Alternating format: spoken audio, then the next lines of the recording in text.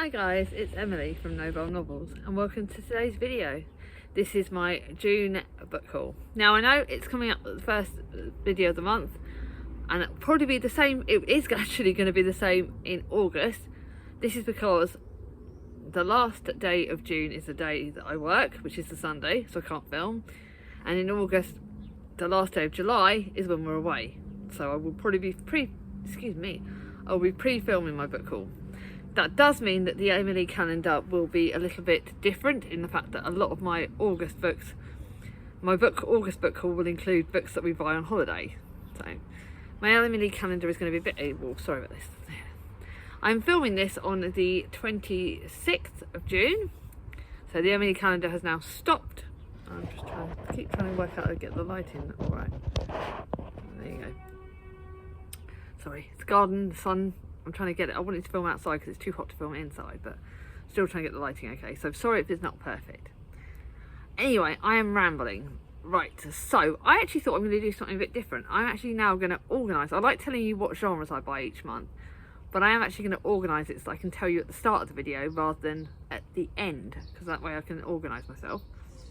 I've gained, I'm not saying how much I bought because this is gifts and purchases, gained 12 contemporaries, 8 historical fiction, 6 fantasies, 1 non-fiction and 5 classics. So I'm quite happy with that.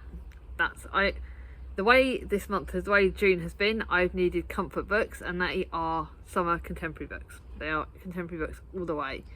And what I am finding is that I'm buying and then reading quite quickly. But I also, on the fantasy side, I've recently sort of moved my shelves around and I've got 2 fantasy shelves, so I'm now trying to buy more fantasy to put on those shelves, and I'm buying more contemporaries because I'm just blagging it and playing it all by ear. This video is going to be ridiculously long. I've gained 6 books, no, I've been gifted 6 books.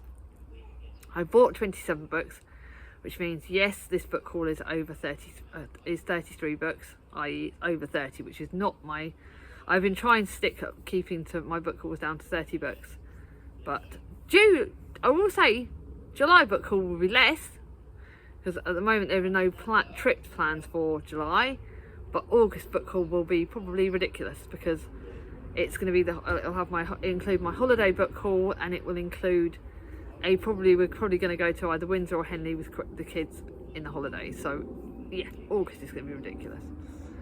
That's enough of this. Let's show you the books. I'm sorry, we've got the neighbours talking in the garden. That's the joy about filming outside. So I've got, the first book that I was gifted was a Rachel Horay book, which is The Glass Painter, The Glass Painter's Daughter. This is an anonymous gift, not an anonymous gift, but it was the person who got it for me doesn't want to know. And this is, I love Rachel Horay's book. It was a book that it's quite battered and bruised, but I read her books and then get rid of them, so that's why it's okay that I did that, you know, it's this. In a tiny stained glass shop in a hidden back streets of Westminster lies the cracked sparkled image of an angel. The owners of Minister Glass has also been broken.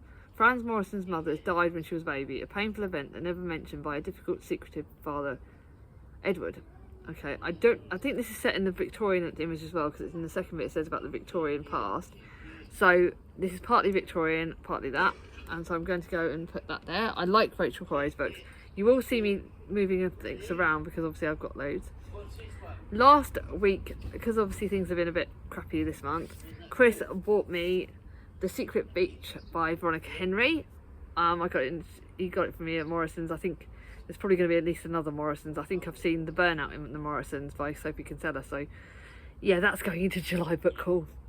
And this is A Night She Will Never Forget. Nikki finally owns the Coast Guard cottage of her dreams, and are a few steps away from the hidden beach that means so much to her. But a handwritten note lands on her doorstep, and she realises it's only a matter of time before the heartbreaking truth of the past is uncovered. So that's that one. This does look really good. It's historic. I love Veronica Henry's books, so I'm starting to keep them a bit more because I really enjoyed the impulse purchase, and 30 Days in Paris was a brilliant book, so I'm well happy with that. Then I have 3 anonymous gifts from my Amazon anonymous person who was buying me books from there. I don't know who's getting me these anonymous gifts, but I can't tell you that they seem to arrive on the days when I need them the most. So whoever's doing it, And like I said, I always say, by the way, my Amazon wishlist is at the bottom of my videos. It's not because I expect anything, it's because if someone wants to do something, it's there for them. But I will say thank you, because the books that have been arriving have been perfect and always on the days when I need them. And right now, yeah, I'm very grateful for my books. So the first one out of the ones that arrived on a day that I really needed it, and this is the Stickleback Catchers by Lisette Orton. I absolutely loved The Secrets of Haven Point, and I wanted to read this at the library, and I saw it at the library once and didn't get it, and I haven't been able to see it at the library since. So this is one that now I don't need to worry about. I can read it whenever I want. And this is about down by the river where the silvery stickerback swim. Mimi, Titch and Nizrat are the stickerback catchers, solvers of puzzles, seekers and adventures. I don't know if this has got disability in it, but I do know that the author's disabled, so it's going to be a bit of a fantasy, and it's what I need, middle grade fantasy. So it's a river full of adventures, an adventure that full of memories, an adventure to keep them alive. I love the sound of that. It sounds just what I needed. Then I got two TJ Klune books. The Wolf Song, which is the first in the series. I know Olivia from Olivia's Catastrophe has read this and absolutely loved it. It's LGBTQI fantasy. It's about wolves. Ox Matheson was 12 when his father taught him a lesson. Ox wasn't worth anything. Then he left, and then Ox was 16 when the Bennett family moved in next door with a secret that would change him forever. The family are shapeshifters, transforming into wolves at will. It just looks amazing, and I know that Olivia loved it. Then to another TJ Klune, which was the last one from this. The secret Amazon person sent these two on the same day, so I'm not sure if they were both from the same person or what. And this is in the Lives of Puppets, which I think is a Pinocchio retelling by TJ Klune.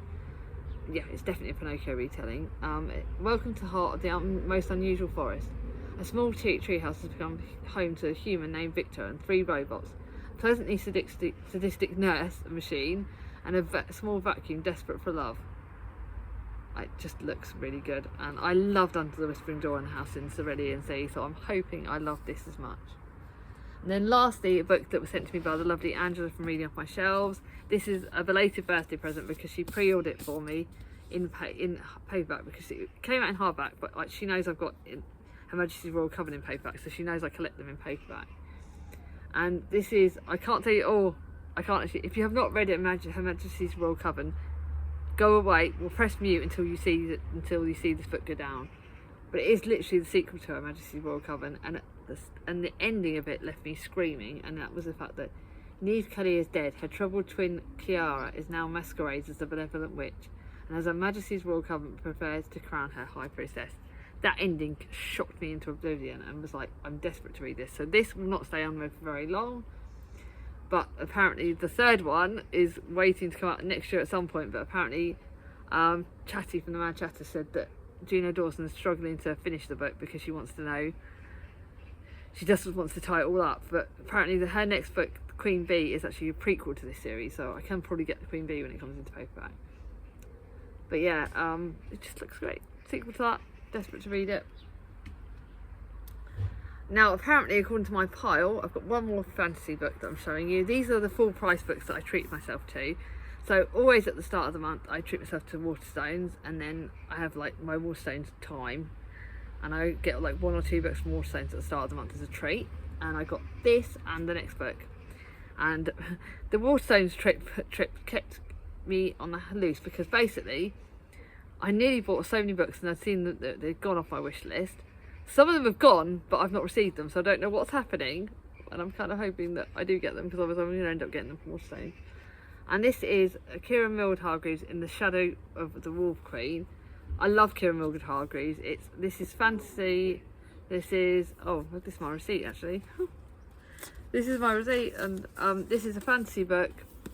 Kira Mildred Hargreaves. I do not want to name more than that. A magic that could save the world or destroy it. When her sister vanishes after a mysterious earthquake, Yozda, I can't say the name, sets off on a rescue mission, but these are dangerous times, and soon she's forced to strike a deadly bargain with the Wolf Queen herself. Can't wait to read that. Then I also got, one of my friends talked about this book, and I don't think it was on any lists, but I know that it's been raved about. And this is Tom Lake by Anne Patchett, and this was in the buy one get one half price. and it's a family thing. It's a family saga. It is one that could probably do with being read summer or spring. I'm not sure whether I'll save it for next spring. It's spring, yeah, this is one I've got to save for next spring, but I did get it by one at half price, it's okay. It's spring, and Lara's 3 grown-up daughters have returned to the family orchard. While picking cherries, they beg their mother to tell them the story of someone they've longed to hear, of the film star who she shared a stage with and a romance years before. It's a Anne Patchett. I love The Dollhouse by Anne Patchett. I've not read anything else, so I'm dying to know if I should read any more other books by this book, but this is, yeah, one I'm really excited about. So the next one is the winner of the Women's Prize. I won't talk very much about this book because everyone knows it.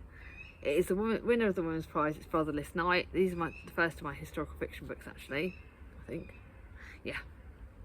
I got it from the library and read it before when it was on the long list. The fact that it's won the Women's Prize means and also the fact that it's going on my favourites for the year so far. I'm not going to tell you where, but let's just say it's very high up. And I wanted my own copy for when I record this video, and I've got my own copy to reread because I love Brotherless Knight. Then for my one non-fiction book of the month, and this is Toffee, Apples and Quail Feathers by Jennifer Worth. It's basically it's connected to the Call the Midwife, and it's written by Jennifer Worth's daughter actually, and it talks about stories about Fred, who I love in Call the Midwife. I can't wait for the next series next year. And it talks about some of the other characters like Chummy and Sister Monica Joan, and it's got some other short stories. It's short stories, non-fiction, and I can't wait. I love the Call the Midwife series, so yeah, I'm going to put that there actually. Now the next ones are the historical fiction, and I've got some charity books, and then I've got classics now. This is going to be fun. The first one is a Julia Kelly book. I love Julia Kelly's historical fiction books. She's written quite a few, and this one is set in basically 1958. So actually it's post-war, and it's about when the last year debutantes will be presented at court to the young Queen Elizabeth and officially come out to society. To appease her mother, aspiring university student Lily Nichols agrees to do the season, a glittering and grueling string of balls and cocktail parties. And I think this is when not long before when the season sort of stopped, and the debutante season stopped, so I'm really looking forward to that. Then I read a book, I read Nancy Revel, her book, The Widow's Choice, which I got from a tandem book, and this is connected to apparently the Shipyard Girl series, so I had to get the first Shipyard Girl books before I could read the rest of the series. And this talks about Polly, Rosie and Gloria, and the Shipyard Girls start off as strangers but end up forging a unique bond of friendship in the most difficult times. So first of the series, I think Mum's read this and liked it, so hoping I will. Then I think I've read one other Rosanna Lee book, but this is Dual Timelines, and I got it from my charity shop, I think. And this is partly set in Spain in 1939, and it's about Julia is forced to enter a convent in Barcelona. Eager to maintain her links to the outside world, she starts volunteering in a maternity clinic. But worrying adoption practices in the clinic force Sister Julia to decide how far she'll go to help those placed in care. And then you've got England in 2012. 6 months after her parents' shocking death, 34-year-old journalist and jazz enthusiast Ruby Ray has finally found the strength to pack away their possessions and sell the home. But then she unearths some devastating secrets that her parents have kept from her. That's good. Then this is the first one, is a book that's obviously I bought for Jane Austen July. I've spoken about it a lot. This is Kitty Bennett's retelling, so it's Pride and Prejudice retelling about Kitty Bennett, who has always lived in the shadow of her elder sisters. I saw this going around BookTube a few years ago, and I wanted to buy it for Jane Austen July, so that's going to be read straight away. Actually, I need to put that separately. Then a book that I think I found this in Oxfam in Woking when I went to my Woking shopping trip with my sister Vicky. This is Rachel Corrie's latest book, and it was one of her latest books, and I nearly bought it in hardback, but I didn't, from a charity shop, and I'm glad I saved it because this is a stunning copy, so it's actually going on my shelves. And this is in 1966, Belle Johnson abandons her studies to follow her new boyfriend Gray to Silverwood, home to an artistic community on the Cornish coast. Why does the name Silverwood sound familiar? Why is Imogen Lockhart the young nurse who arrived at that very house in 1939 at the outbreak of war? And who is, sorry? So this is set partly in 1939, 1966, and as the summer months unfold, Belle begins to learn the truth about hidden secrets from the past. Wow, that does look good. I think that's going to go... I'm trying to work out what pile this is all going to go in actually. Actually, I'm going to put that there because these ones are going on display.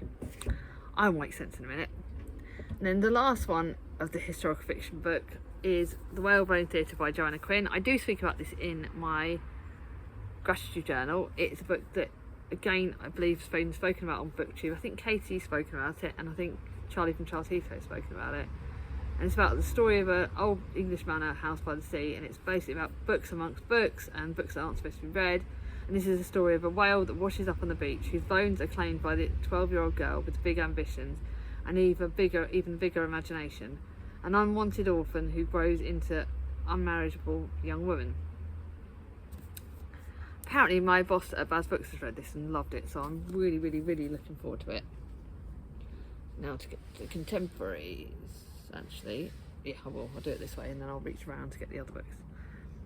First one is a YA contemporary book that I got, and this is, I purely and simply bought it because it's Lenny Walker, 17, Wuthering Heights obsessed, clarinet player, band geek, and also a hopeless romantic, prone to scattering poems all over the town. It's a heartbreaking, heart-lifting, utterly compelling novel, and I only bought it purely because it's got Wuthering Heights obsessed, and you all know I am Wuthering Heights obsessed. Had to get it. That's all it is. Now to some other contemporaries. I read a Helen Rolfe book the other month, I think, and absolutely loved it, and I wanted to buy this author book. It's got library in the title. You all know what I'm like. It's got library in the title. I'm going to have it. It takes a village, Cloverdale. Cloverdale is known for its winding roads and the country colourful cottage, and it's now the library of shared things, a place where locals can borrow anything they might need, from badminton sets to waffle makers, a place where the community can come together. And Jennifer has devoted all her energy into launching the library. When her sister Isla moves home, a single dad, Adam, agrees to run the mending workshop at the library. New friendships start to blossom. But what is Isla hiding, and can Adam ever mend her broken heart? Just looks really good. Kindness, friendships, that kind of thing. Looks really good. Then I found this quite cheap, but I like Sylvan Walcott's summer books, so this will get read very quickly in the summer, or it might get read till next summer, it depends. I've got a lot of summer books, so some I am saving for next year. Spend Summer by the Sea. Wanted a caretaker for Roundhouse Row holiday cottages, where Nelson's Bar is in the perfect village of nestled in on the Norfolk coast. We can offer you no signal, no Wi-Fi, and most importantly, no problems. Who? An ideal candidate will be looking for an escape from their scumble ex-fiancé, a diversion from their layabout cousin, and a break from treacherous friends. What you'll get: accommodation in a chocolate box cottage, plus a summer filled with blue skies and beachside walks. This looks brilliant. So whether it be read this or next, I don't know. Then another one in the Hedgehog Hollow series. I've only got one more book that I need in this series, and that is Chasing Dreams at Hedgehog Hollow. That's the only book I need in this series, so I'm going to end up buying it full price probably, because I absolutely loved it. And she's got other series that I'm probably going to start to collect, because I love this Hedgehog Hollow book series, and I got it for £1. I can't say any more than that because it is the last in the series, I think, and it just, yeah, I love the Hedgehog Hollow series. That's all I need to say. Then a book that is Frederick Bachman's book. Britt Marie Was Here. I'm counting it as contemporary, but I don't really know exactly what it is. I loved A Man Called Ove, and I know I need to read more of Frederick Bachman. At first sight, Britt Marie is fussy, passive-aggressive busybody, but hidden inside her is a woman who has bigger dreams and a warmer heart than anyone around her imagines. I don't want any more than that. Frederick Bachman. It was only £1. Then I found a new charity shop at the Tesco's near where I live. No, not too far. Not too far from me, but there was a charity shop right next door to the Tesco's. So basically, my other half's not going to stand a chance that I will be dive bombing in there, because I found 2 books, and this is one of them. I love Joe Thomas's contemporaries. Again, summer, Vineyard, and it's set in France. I love all of those things that I absolutely love. Working for the winemaker in France is an opportunity of a lifetime for Emmy. Emmy Bridges has always looked out for others, and it's time she put down roots of her own. I need to know. Contemporary. Sorry I'm not going into too much detail about these books, but otherwise this video would be ridiculous. Again, you know, I like Christy Barlow's books, and this is another one in Love Heart Lane series. I speak about it in my gratitude journal, which I will try to remember to link down below. And this is, I think it's midway through the series, and it's about set in the little blue boathouse. And it's about Nolan Hemingway, who I've not met yet, and Bea Fernsby, but I don't know if I've met her yet. And she discovers her fiance's eyes have been wandering. Oh god, the cheating trope, that could be interesting. And now as an old mystery surfaces, Bea's stay is only supposed to last a couple of weeks. But as the old saying goes, once you arrive in Heartcross, you never want to leave, which is true. I love that series. Then I found a Christina Lauren book for 20p in the charity shop near me, and it's the Honey Don't list. I love Christina Lauren's books. I loved it on Honeymooners. I'm probably going to read this quite quickly. And it's a laugh out loud love story about two assistants trying to keep their boss's marriage on the rails, and who start to feel the sparks of their own. Christina Lauren. For the last decade, Carrie Douglas has poured her heart into the working for the Trips. Now, with a new show and a book about to launch, the brand new and a brand build on their marriage, the couple are on the verge of superstardom. The only problem is they can't stand each other. This looks hilarious, which is just what I need. Hilarity. A Holly Mirror book. This one could again destroy me because I know the site review did. I wanted to get this. It was on my Amazon wish list at one point. One moment can change everything. For Lucy, it happens that she walked out of her job, uncertain of what the future may bring. The same night, she finds herself flirting at the bar with a handsome stranger at the bar, before unexpectedly running into the man who broke her heart 10 years ago. Both men want to see her again, and she needs to decide between them, but which path will she take? I think that's like a dual timeline sliding doors thing. So that'll be good fun. Another book I found for like 20p, and this is Dreaming Under an Island Sky by Lisa Hobman. Another one that I don't know if it will get read this summer or next summer, and it's Escape to the Beautiful Islands of Skye, so it's a Scottish thing, and it's got recommended by Holly Martin, which is a good recommendation. Juliet Fairhurst's heart is shattered when her husband Laurie is taken to her much too soon. Devastating, she decides to take a sabbatical and reconnect with her mother's birthplace, the village of Glentoran on the beautiful island of Skye. Sounds good to me. And then last but not least, This Family by Kate Sawyer, which was all over BookTube a few years ago at some point. Again, I got it for like £1, and it's family thing. Mary has raised a family in this house. She's watched her daughters play and laugh and bicker in its room, and now it's the late summer day. She's getting married here and has summoned her fractured family to celebrate. Family saga, family book. Looks really good. Oh my god, that pile is massive. And now I'm just going to try and move these books around so I can actually get to them.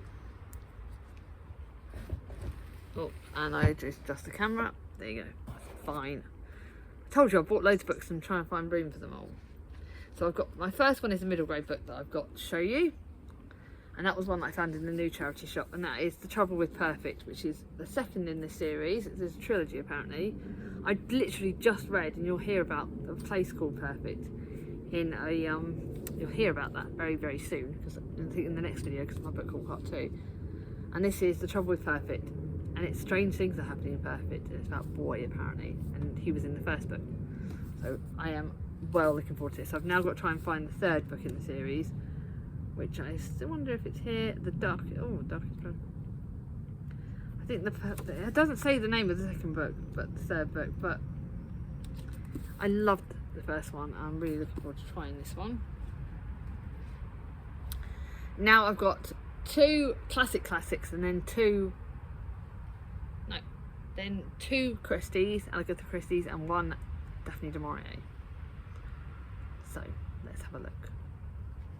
First one is Poor Miss Finch by Wilkie Collins. I bought this because of Spoony the Reader's on it. Actually has got a blind character in it, and it's Wilkie Collins' intriguing story about a blind girl, Lucia Finch, and the identical twins who both fall in love with her. And it has the exciting complications of better known novels, but it also turns conventional expectations. Wilkie Collins, blind disability rep, that's all I needed to hear. Then I've got another book that is going to be read for, obviously, Dear Dark, Jane Austen, July, and this is Belinda by Maria Edgeworth. The lovely Marissa from Blatantly Bookish read this last year, or read this another year. I think Katie might have read this last year, I can't remember. And they both recommended it to me because it's for the prompt of a contemporary of Jane Austen, read a book by a contemporary of Jane Austen.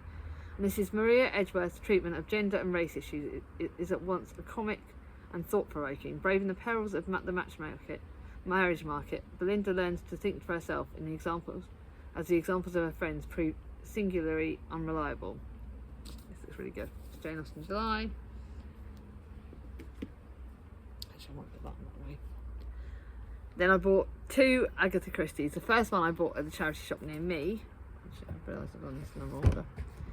And this is The Murder of Roger Ackroyd, which is another Poirot. And I can't see. This is actually the 4th Poirot. I really love Poirot, but I am looking for more Miss Marple now, because I've got 2 Poirots in this. And this is poor Roger Ackroyd. He knew that the woman he loved had been harbouring a deep, guilty secret. She poisoned her first husband, and yesterday she killed herself. But the guilty secrets rarely stay secret, and who has been blackmailing her before his death? This is a HarperCollins edition, and I've got another HarperCollins edition, which is the next book that I found when I was on. And this is the first Poirot book, and this is where we meet Poirot for the first time, and this is The Mysterious Affair at Styles, a country house, a murder, a Belgian detective. Can't wait, it's the first of that. And then last but not least, this video luckily is not too bad. And this is by Daphne du Maurier. It's The Rendezvous and Other Stories. It's a short story collection. It's one of the only books by Daphne du Maurier I don't actually have. And it's got literally this one. It starts. It's one of those editions where it's the signature all over. And it's a Virago Modern Classics, which you know I'm collecting. I have The Scapegoat. I think I have The Scapegoat. I don't know if I have The Scapegoat. I know I have Marianne. Don't have The Birds and Other Stories. Don't have The Glass Blowers, I don't think. I have Castle Door, The King's General, and a few other editions. I don't know if I have The Scapegoat or not. I think I do, actually. Or I think I've had it already. But yeah, I'm collecting all her books basically, and some of the others are on my Amazon wish list. But I'm collecting them basically. And this one's got The Rendezvous and Other short stories. So it's got The Rendezvous. Other ones it's got is like Escort, The Lover, The Closing Door, Angels, things like that. Short story collection. Daphne du Maurier. What else did I need? So, what books have you been buying this month?